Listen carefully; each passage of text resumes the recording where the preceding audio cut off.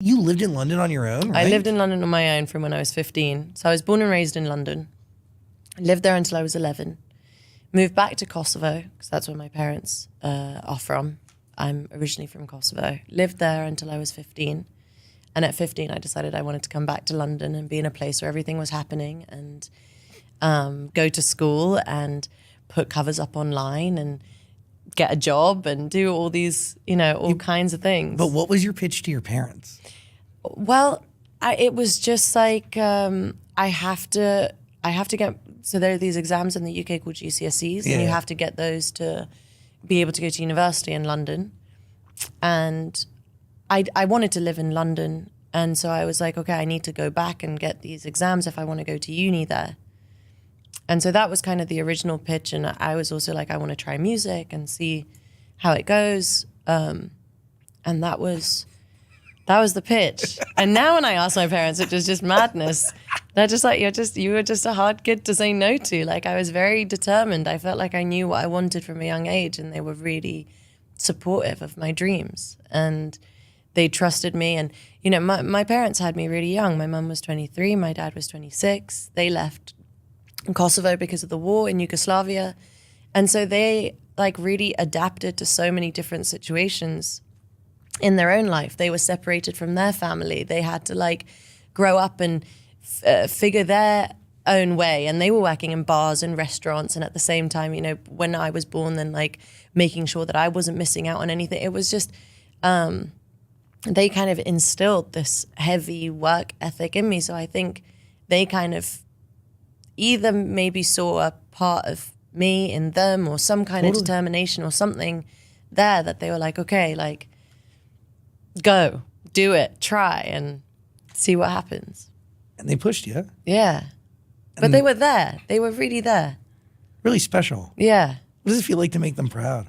It's amazing because I get to share it with them, that it's I'm so close with my family and my siblings, and just we're such a unit, which is really fun. And to get to experience all these things, it means a lot. Because they keep me the most grounded. It's madness, this world. They instilled this, the fact that I can live almost two lives at the same time. It's I have music and my, who I am on stage is in one place, and then who I am at home and with my friends is a different person almost. And I love being able to have those two. I think that, I can't be one without the other. That's so, I was just going to say, one, incredibly healthy, but two, because of that, your art will always be authentic, but also be understood.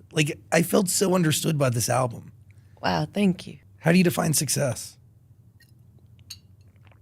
How do I define success? I think for me, it's, I've always defined it with my touring, because I feel like so much of my career has been based on the amount of times that I've just gone and done shows around the world, whether on my first album where I just did, 3 laps around the world, into, doing 97 shows in a year for Future Nostalgia. And that's crazy. Seeing the rooms grow and having something to bounce off of and being like, okay, next time I come back, hopefully I can play a bigger room or see this grow, or how is the show going to change? What can I bring to that crowd? That for me shows me that things are changing or growing, and I'm seeing them in a different light.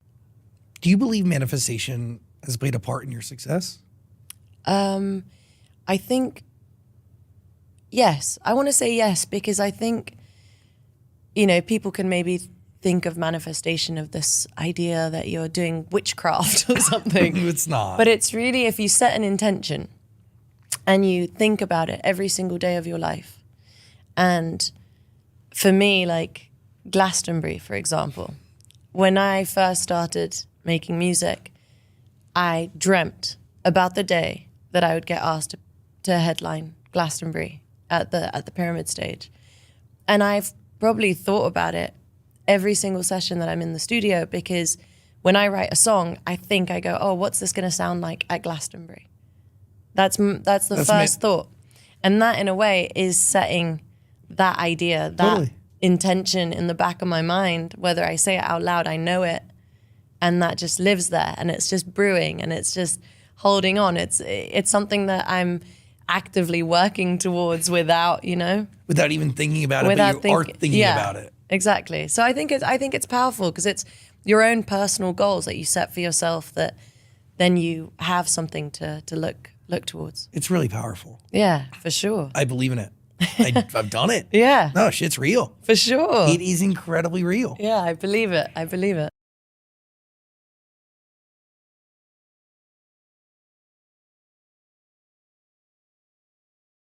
So your pitch is that you might hire my cook away from me.